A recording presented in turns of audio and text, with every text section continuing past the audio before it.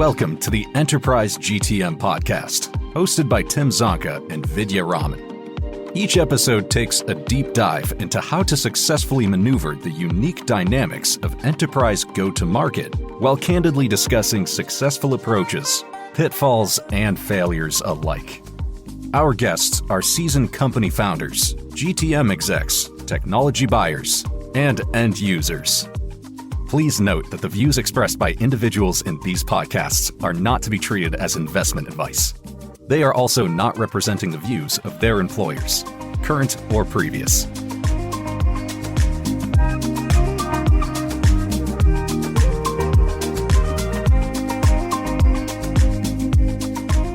I'm excited to share with you our guest today, DJ Sampath. He was the founder, CEO of Armorbox. He sold that to Cisco earlier this year.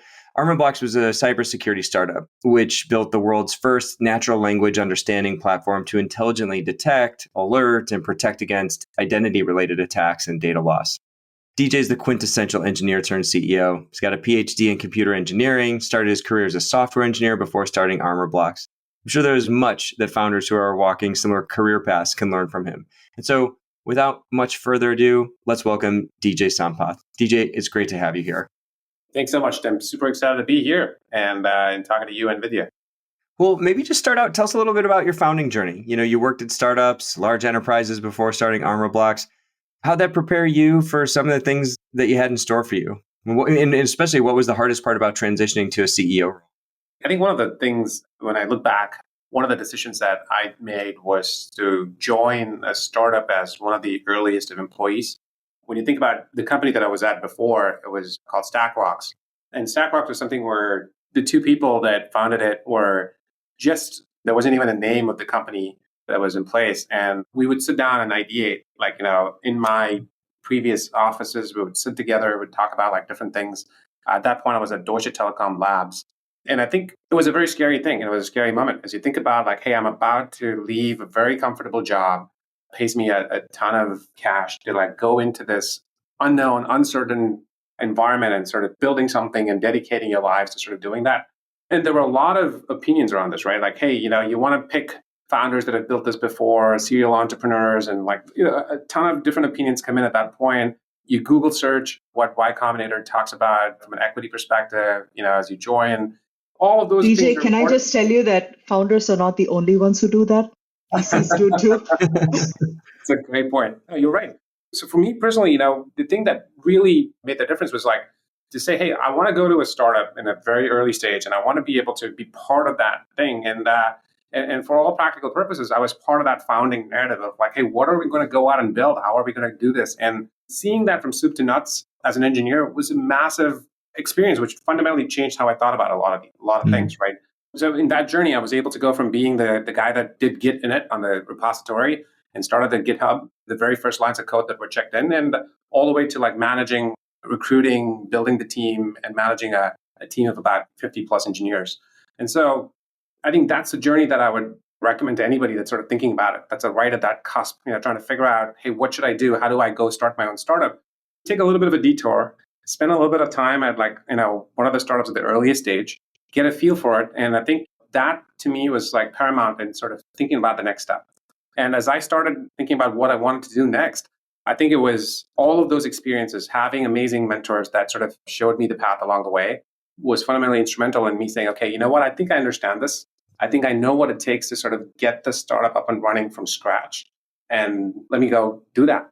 So I think that's in some way an abridged version of my journey, getting from a software engineer to being a CEO. You also had a segue question. You'd asked me what about being a CEO was hard? Yeah, just what was the hardest part of that transition for you? I think there are a lot of things that you don't know unless you have founded a company. I'll now say the opposite of what I just told you. And it's important to take the detour and to learn all of those things, but you still, until you become a founder CEO, you still have a large amount of knowledge gaps about all the way from incorporating a company, going from okay, wait a minute, what does the incorporation charter look like? Why should you incorporate it in Delaware? To regulatory requirements when you start hiring people in a distributed fashion. It's like, oh, wait a minute, you have to adhere to like laws inside of like each and every single one of those states. It's like each state has its different rules and regulations. And when you go beyond the United States and you start hiring people out of other countries, you got to adhere to the laws over there. There are so many details that are part of that fabric, when you start thinking about building your own company. And again, on the go-to-market side, you have to start thinking about specifically like, how do I get my first customer? Your gears don't go the same way when you are an early engineer in a startup, because you're transitioning from like just writing code and making sure that that thing works. And then at the end of the day, you sort of like, you check out, you're like, hey, I'm going to watch some Netflix. I'm going to hang out with the kids. I'm going to go to bed.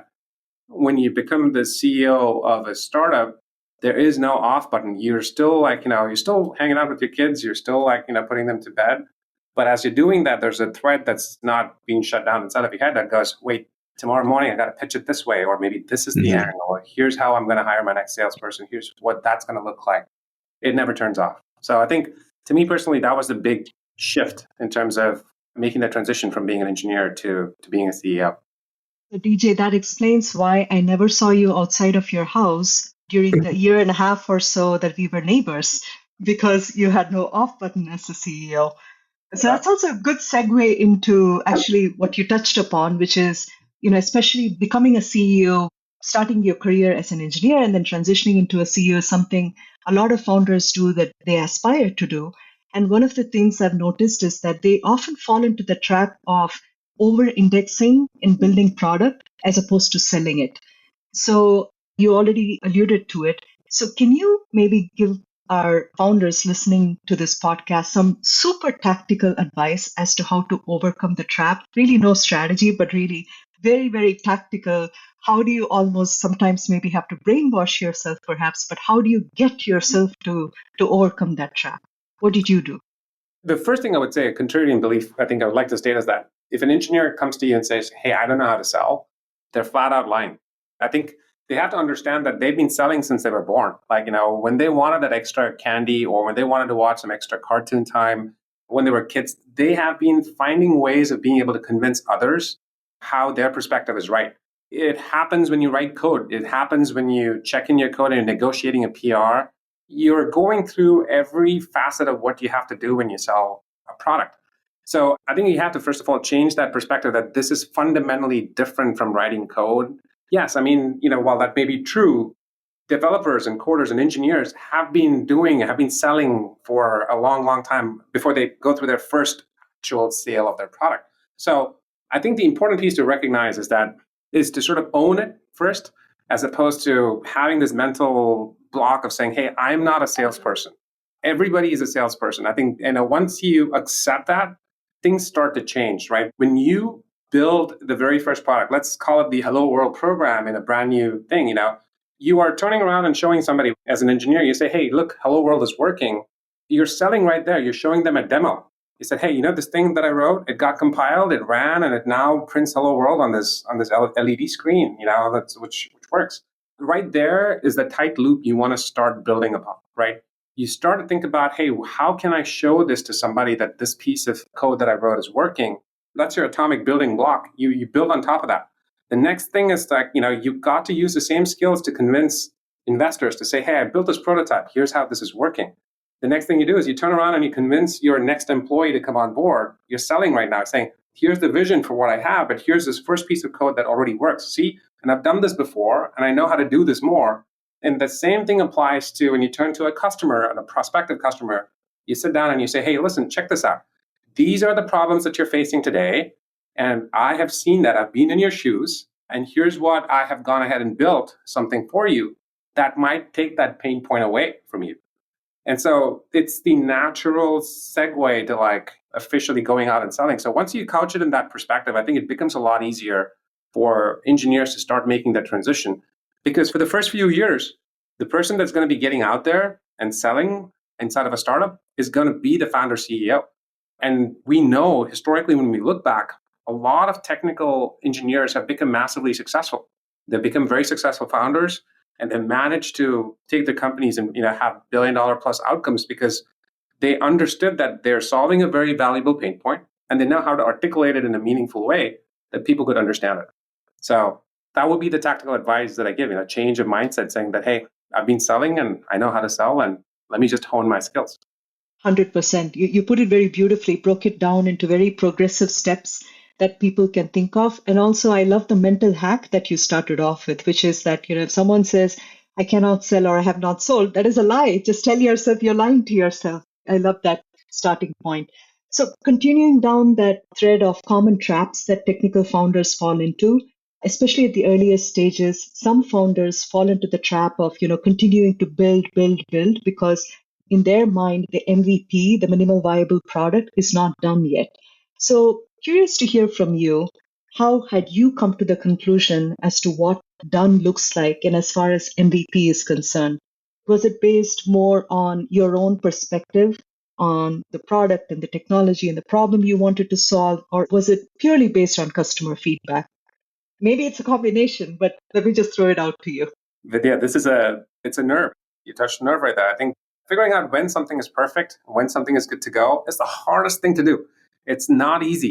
And I think it takes a tremendous amount of discipline to sort of like constantly check and validate what you're building is meeting the requirements of the market. Everybody's heard of the stories of like how a lot of the successful companies that we're a part of today had an MVP that was nothing but a drawing on a napkin. I still remember the famous stories of Dropbox, right?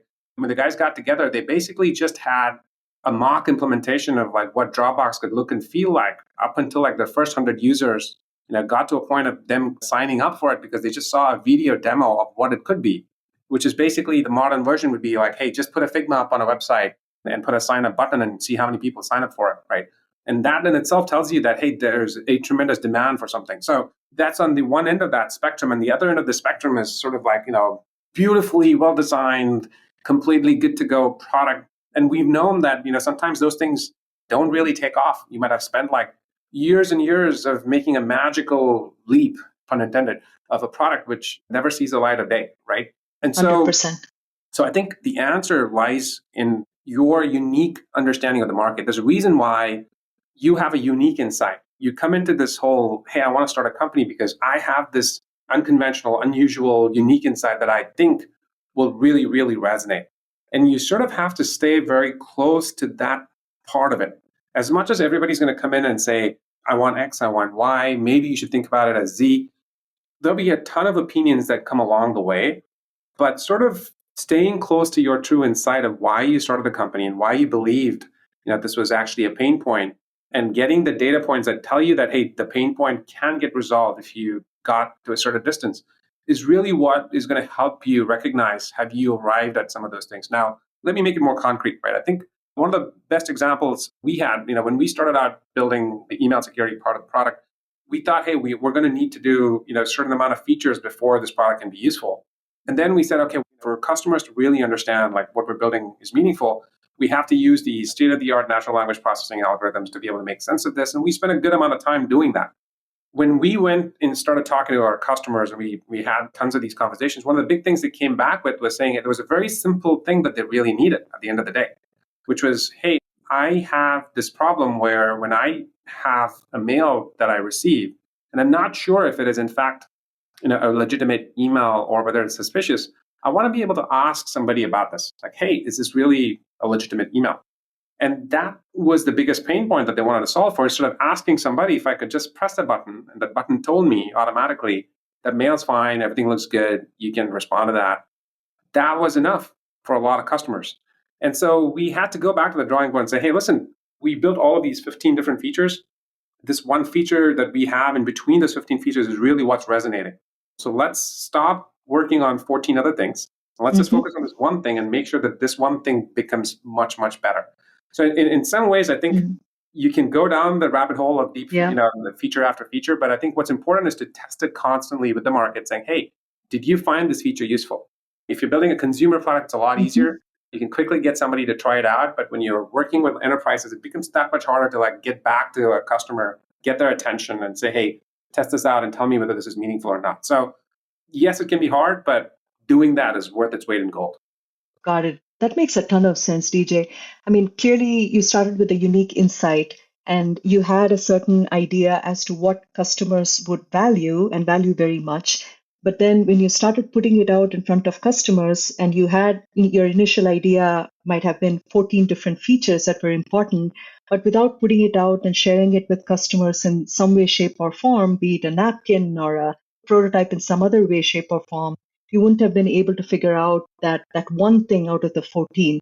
So it sounds like it's definitely important to have as many intermediate validation points you can have, validation and invalidation, so that you're not trying to have like this big bang. Okay, here's my MVP, and now we can launch. And then you also touched upon like how when you started, Armorbox was not the only or the first email security solution. Granted, I'm sure was the most innovative and effective one when it launched. So I'm sure you must have heard several objections coming from prospective customers, from people who had seen other vendors, particularly startups, pitch them all kinds of things but didn't deliver. So what advice can you give founders who are trying to disrupt or enter into an existing market and who I'm sure are hearing similar objections? I mean, there is some aspect of grit and perseverance and all of that.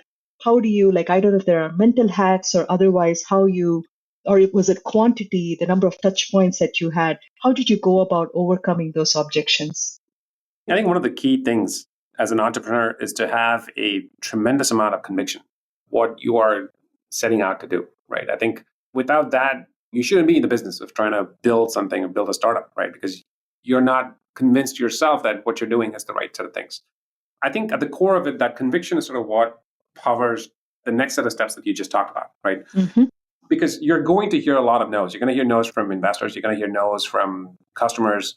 And there are going to be a million reasons why they're going to say no. They're going to say no because, hey, hang on a second, I don't have this problem, or they don't believe they have this problem. And then they're going to go through like a different set of things. They do have this problem, but your company's not, it's too early. And then there are going to be situations where, again, and rightfully so, customers are going to be, they're going to want things that are very stable. They don't have to sit down and work through like a company that gets acquired. Case in point, I think it was hard for a few customers to sort of like make that transition as an acquisition happens. I think a lot of it goes behind those no's, and being able to unpack the no's is very, very important, right?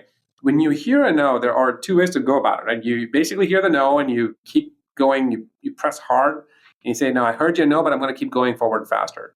And then there's the intelligent way of being able to process the no's. Like, hey, why did you say no? And start putting together a state machine that says, and as an engineer, one of the first things you go back to is like, say, hey, I'm going to draw this diagram. Here are 50 people that said no, and this person said no because of this reason. And again, a very underrated and well understood skill is the ability to take down notes.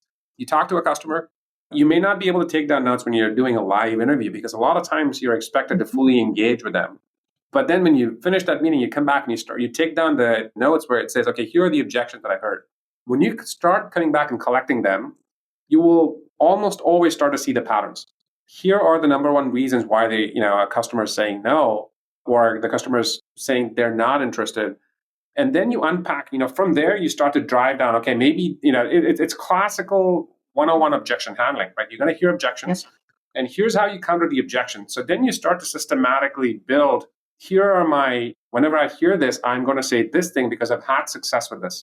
And until you have success, you're going to try out a whole bunch of different things. You should have a game plan to say, when I hear the no because you guys are a small startup, you then lean on, here are the angel investors, here are my investors which have an amazing pedigree, here's my team that comes from all of these places that come out and have done amazing things before, here's my track record of my people. So that's basically proving by reference. If you hear a no because I already have a contract with this customer, then you say, okay, you try to start understanding, okay, this is an objection handling where I have to competitively position our new offering against what's in the market. When I hear competitor X, I have to respond with this. When I hear competitor Y, I got to respond with this. So you break down the reasons why you're receiving your no's. And then there could be reasons why your product is not the right fit. So it sort of naturally lends itself to a segmentation problem where, which are the customers that are starting to say yes or are on the fence, and how do you convince them? So you walk away from the very strong no's where you really cannot unstick them to like the ones that are on the fence are starting to say yes. And then you identify, hey, who are the other customers that resemble the ones that just said yes? And then you start knocking on their doors to see, can you systematically increase the number of yes that you're getting from all of these folks? And if you can do that, that's your first your ideal customer profile is starting to emerge because these are the ones that are starting to say yes to the things that you are talking about. So that's sort of how I thought about it. And I think hopefully that's helpful. Yeah. What about, you mentioned a little bit ago something along the lines of going through the process and, regardless if it's learning more about what the no's mean or you kind of just feedback on the product. You said a phrase something like, started to get enterprise customers. So I'm curious to hear more about that.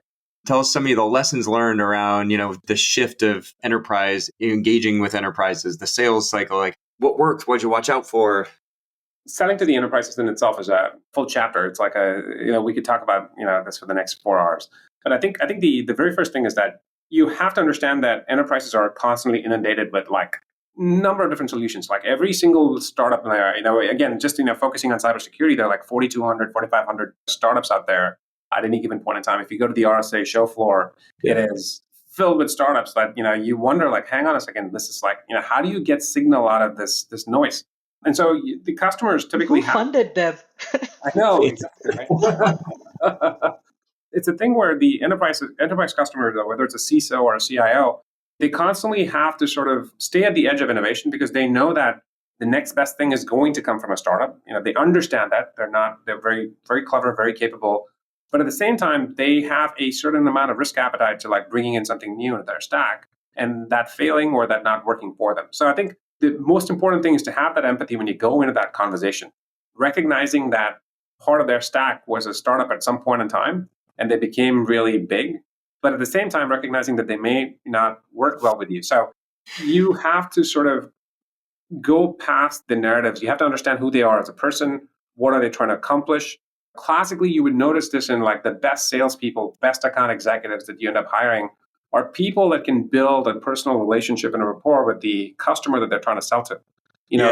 It's humans selling to humans. It's not, yes, there's a lot of automation, a lot of intelligence, a lot of machine involved in the process. But at the end of the day, when you sit right across, I think that's the number one rule of like enterprise selling is to sit down with your prospective customer, understand that, hey, this is what you're selling. Is that valuable?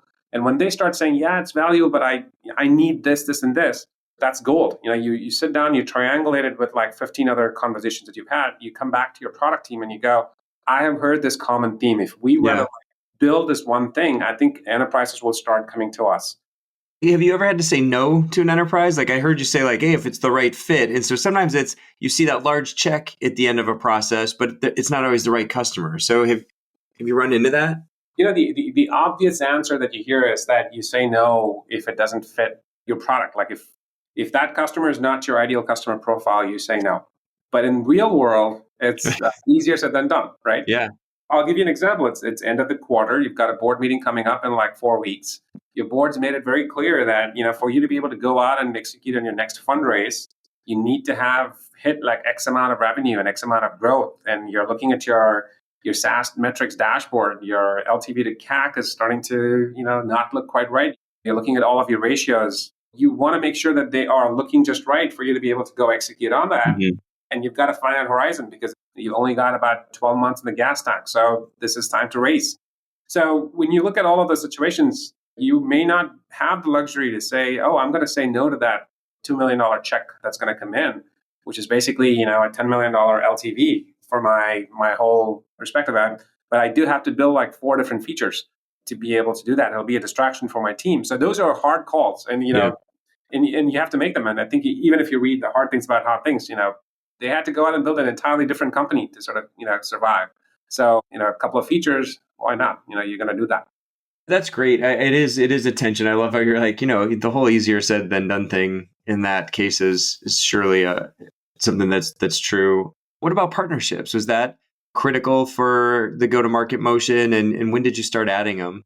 I think timing is very important for partnerships, right? I think you do it too early is meaningless. Yeah. But if you don't recognize the value of that and you take too long to sort of build the right types of relationships, I think you're going to find that the oxygen is sucked out by your competitors. One of the classic phenomena is that when you have a new idea, you have a white space that you're going after, a lot of times what's going to happen is you're going to start to see a lot of clones emerge out of the woodwork because you're talking about your ideas and it may not be necessarily people copying your idea or anything at all, but it's just that there are other people that are perhaps having the same perspective, when they're going into the market, right? And it's likely that if you're seeing the pain point, there are at least 15 others or 30 others that are seeing the same pain point themselves. So I think what ends up happening in that case is that if you don't build the right types of partnerships, whether it's channel relationships, whether it is with other larger companies that have a massive distribution that's out there, it's important to sort of like find the right people in each and every single one of those and build those relationships. And you have to start that from day zero. You're constantly building relationships with other CEOs. You're building relationships with other larger companies, corp dev teams. You're building relationships with channel partners from a distribution perspective, whether it's a VAR or reseller or marketplaces. You're going to have to do that as part of your job as a CEO to make sure you recognize which partnerships are necessary and when to turn them on. I think when I talked about timing, it's about trying to do an Amazon marketplace or a Google marketplace before you are ready to service customers that might potentially show up. I think that's not helpful. Classic mistake. Yeah. Yeah, it's a mistake. You don't want to do that too early. Same thing with channel partners. Channels is not going to come out and promote your product very aggressively unless you've had some marquee wins, because when they think about their reputation, about how they go to their clients and pitch a product, they want to have the same type of proof points that say, hey, here's this customer uses them, this big Fortune 100 customer uses them, or this Fortune 10 uses them. And that snowballs into more and more deals for themselves.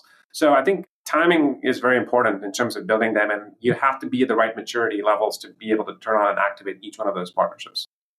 Those are all great points, DJ. I mean, especially when you mentioned about partnerships, it again reminded me of the point that you made earlier about making sure that we understand the humans behind this, whether they are partners or customers, it is still a human.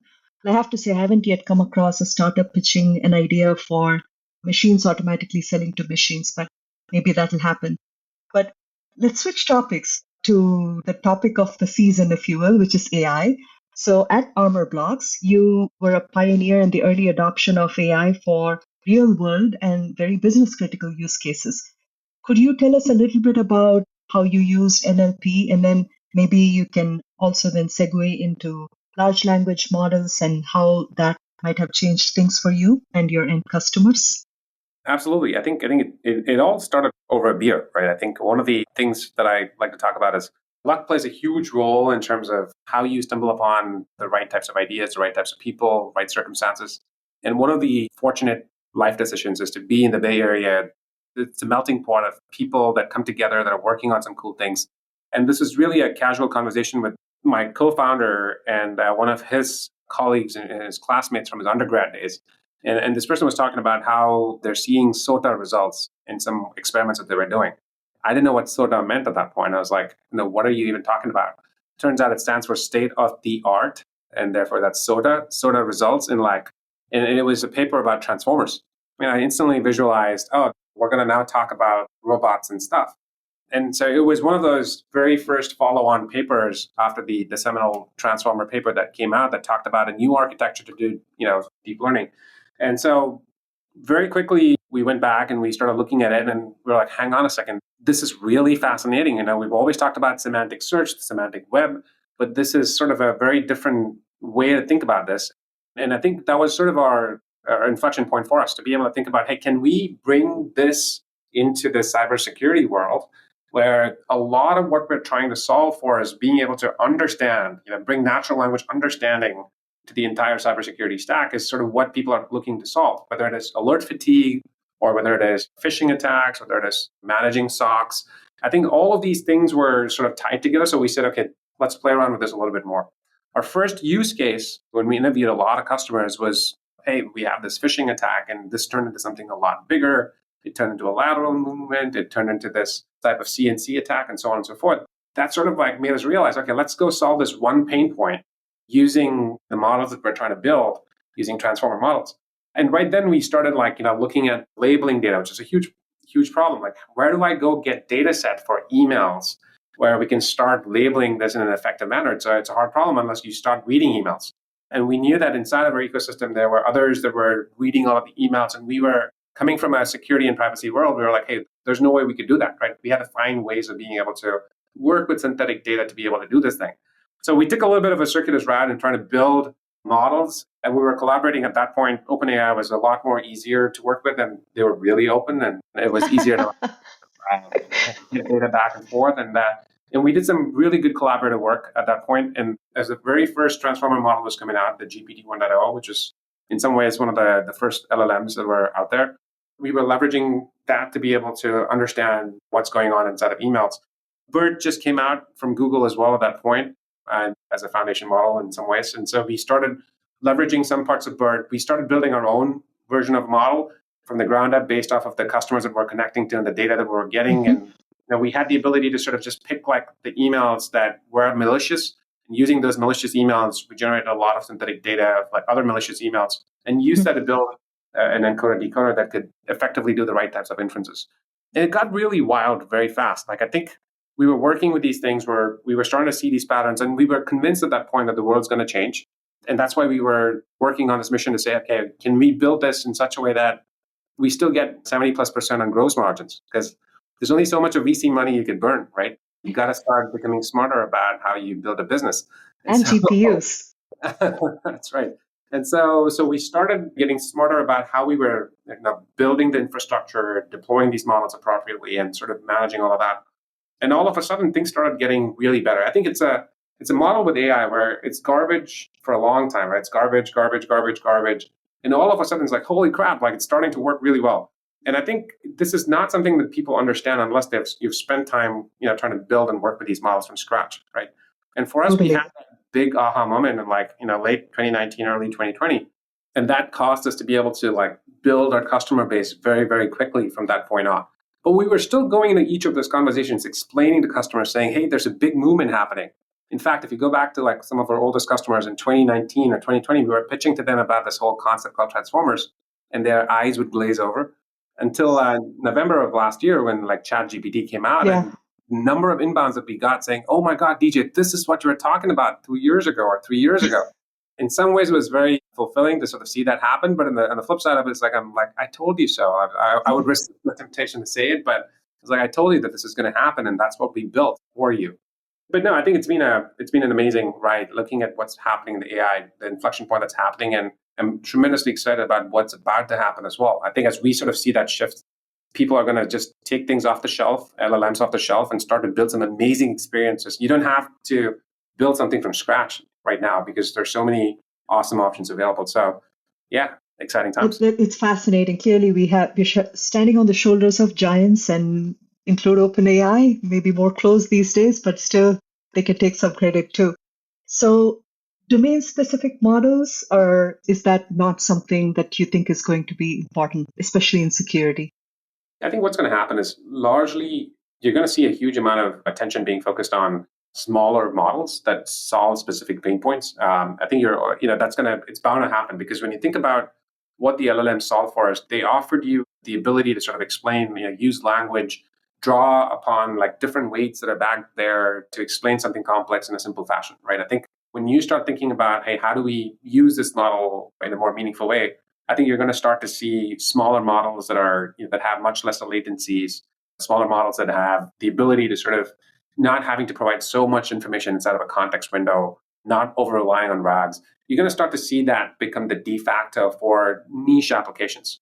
And I think there are going to be lots of these small models that are talking to each other, but there's still a place for larger and larger models because if you think about the universe of expressions, especially when it comes to a consumer side of the house, where there are end users finally consuming a product, the large language models they have a massive amounts of relevance because you cannot accomplish everything for everybody with small models.